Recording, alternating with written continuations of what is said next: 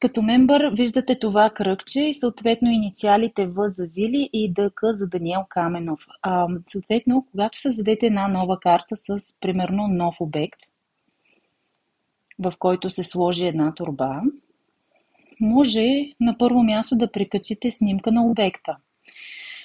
Можете да добавите мембъри, ето тук може да видите кои са, и да назначите отговорник за обекта. Така, примерно, Вили и Даниел могат да бъдат отговорници. Така, всеки път, когато някой пише коментар или добави някаква информация по дадения обект, Вили и Даниел ще получават нотификация. Аз обичам по имейл да си ги чета движенията по картите.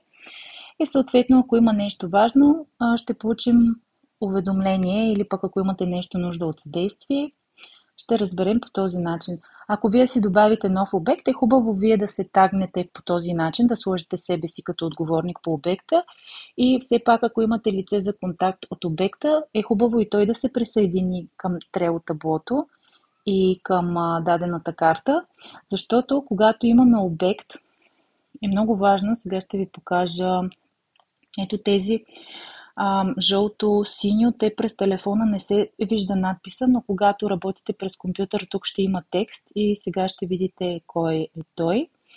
Примерно ето този. Виждате ли как пише пълни се? Тези текстове и цветни полета се наричат лейбъли. Също може да ги кръстим и статуси. Като кликнете отгоре, виждате различните статуси, които може да сложите на даден обект. И всъщност, когато имате лице за контакт от обекта, в който сте оставили торба, този човек може да влезе в Trello картата, да отмаркира лейбъла пълни се и с тапване да маркира готова за вземане. Така, вие когато влезете, може да се видите, че вашия нов обект е с пълна торба, готова за взимане и съответно да я вземете. Да отидете да си планувате кога да вземете торбата и така. Ето тук Дани на 20 юни е взел една торба от магазин Салвита. Съответно, отишъл е там, има Lidl наблизичко, върнал е 10 бутилки и 2 кенчета и тук си го е записал като коментар. Надявам се не звучи всичко това много сложно. В действителност е изключително лесно. Ето аз сега ще сложа за cover примерно един цвят и ще си избера ето този лейаут. И примерно магазин Салвита може да бъде да изглежда по този начин или както е тук с SpaceSafe. Тук сме добавили като attachment, т.е. ето тук add attachment, сме добавили от Photos or Videos, имала съм логото на PaySafe и сме го добавили, съответно сме го задали като cover, като корица, както са и cover снимките в Facebook, примерно. Ето тук очаква торба, те вече нашите торби са предадени, вече очаква да бъдат сложени и съответно отговорника по този обект ще смени статута, примерно когато ги физически разположи на пълни се. Така, друго важно, понеже в един момент това табло с обекти ще стане много голямо. Ние само към момента имаме още към 10 локации, които в близките дни ще бъдат добавени. Когато вие сте се тагнали по този начин като мембър и седите като отговорник на картата, идвате ето тук на тези 3 линейки с кръгче до заглавието на Trello таблото, натискате и пише филтрирайте картите, като дадете кломба.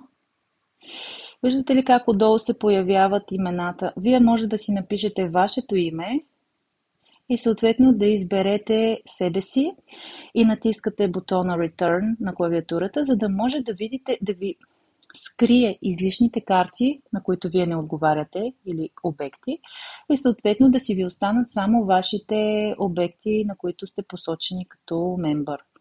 Тук ще махна ковъра, защото този обект не сме му сложили лого, а пък е хубаво да си бъде с логото или с снимчица на обекта, както примерно е JK, много по-приятно и визуално е много по-симпатично. И така, това е. Пак казвам, Trello се организира под формата на то е едно табло, в което в момента работим.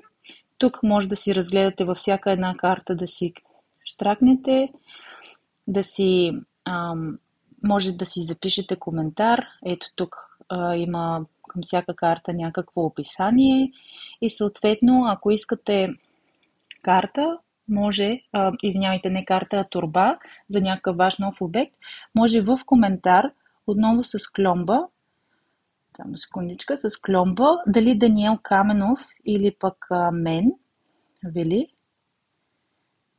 само Вили, то аз няма да изляза, защото съм с да, Сълвита България. Това ми е служебен акаунт, с който съм логнала, но все пак мисля, че може би излиза. Така, избирате ме и пишете, примерно, искам 5 торби, моля. Така, давате сейв и съответно аз ще получа имейл.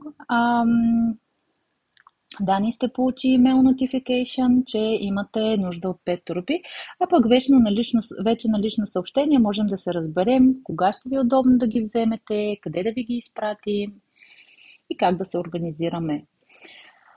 Отварям една скоба относно Trello. Както споменах в началото, това си е един от най-актуалните инструменти за управление на проекти.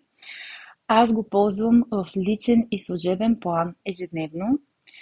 Може вие да си създадете ваше Trello табло, разгледайте опциите му.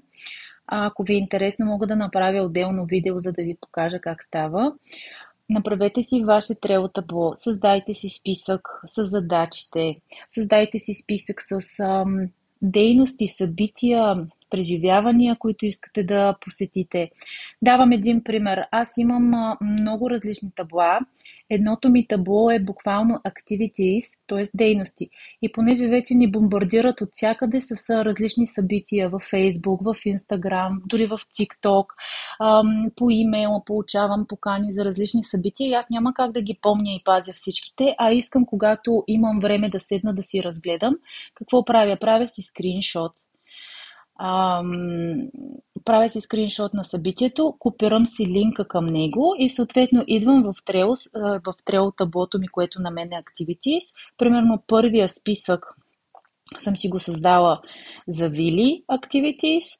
Тук съм си написала Вили.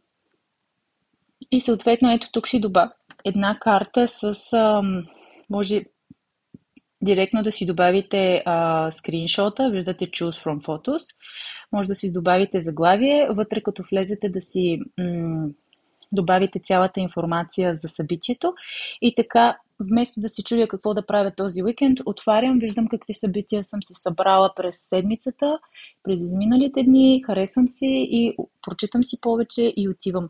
По същия начин Дани си има в това мое Trello табло списък с активности, които са интересни за него и неговата възраст. Запазила съм си ги в отделен списък и когато имам необходимост, си ги отварям, гледам и виждам какво може да правим. Това ми пести много болка и време да се чудя първо какво да измисля да правим с него и второ, винаги имам на един клик информацията за събитията. Ако ви е интересно, мога да направя видео точно как съм си организирала нещата и да ги покажа малко по-подробно как се създават точно картите. Да, тук имам ужасно много проекти. Това е от мен. Ако имате нужда от съдействие във връзка с този проект за рециклирането, ни пишете. Ако имате нужда от съдействие относно как се използва Trello, много ще се радвам да съдействам, защото аз го обожавам. Примера с Activities беше само един. Аз имам Trello табло за книги, там си събирам идеи за хубави книги, които искам да прочета. Създала съм си чеклист, на Дани му бях направила списък за Trello табло за лятното четене, в което той си отбелязва примерно Алиса в страната на чудесата съм направила като чеклист всеки един чаптър, всяка една глава и той влиза и си отбелязва докъде е стигнал. Trello е много полезно. Ако имате въпроси, съм на линия и ще се радвам да направя и други видеа, които да са ви полезни.